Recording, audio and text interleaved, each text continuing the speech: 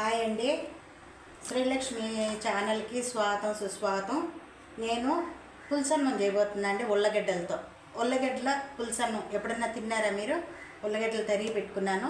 దీన్ని మిక్సీ కొట్టుకోవాలండి, మెత్తగాను పెట్టి చూపెట్టినాను మసాలాలు. చూడండి, ఎర్రగడ్డలు, టమాటాలు, లెమన్ రసము, జీలకర్ర మెంతులు వేయించి పొడి కొట్టుకునింది. ఇందులో మసాలా దినుసు ఉన్నాయండి, మిరపకాయలు, కరివేపాకు, ఆవాలు, పప్పు, శనగపప్పు అయి ఉన్నాయి. దీంట్లో మిరప్పొడి, పసుపు పొడి, శనగ్గింజలు అంటే పల్లీలు అంటారు, పల్లీలు, అల్లం తెల్లగడ్డ పేస్ట్ అండి. ఇవన్నీ వేసి ఇది మటుకు పేస్ట్ కొట్టి పెట్టుకోవాలండి.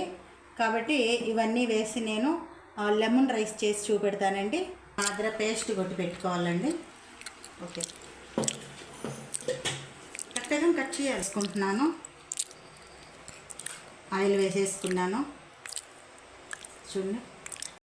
చూడండి, పోపు దినుసులు వేసేస్తున్నాను.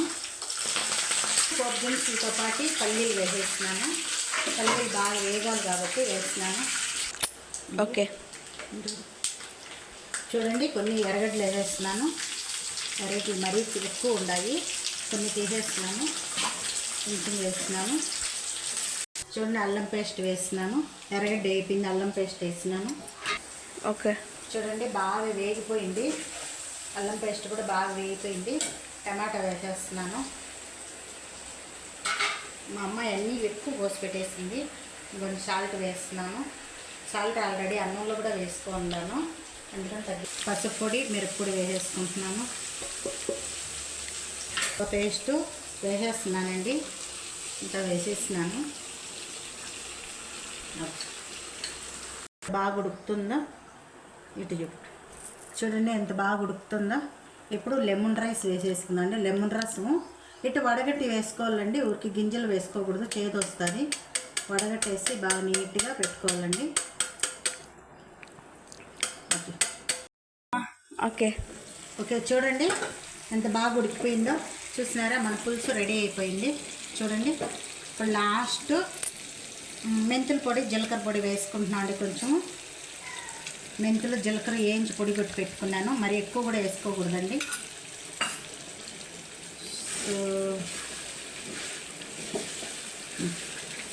ఓకే అండి, మన ఉల్లగడ్డల పులుసు రెడీ అయిపోయింది.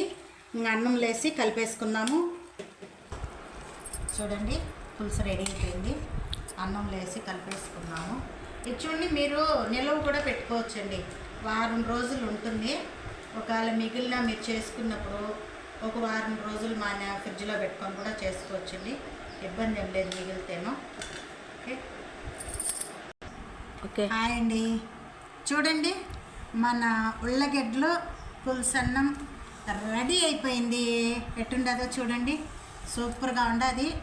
ఓకే, మీరు కూడా చేసుకొని నా రెసిపీ చూసి ఎట్టుండది చూసి చెప్పేసేయండి. ఓకే అండి, బాయ్. నా రెసిపీ చూసి చెప్పండి. Okay, bye.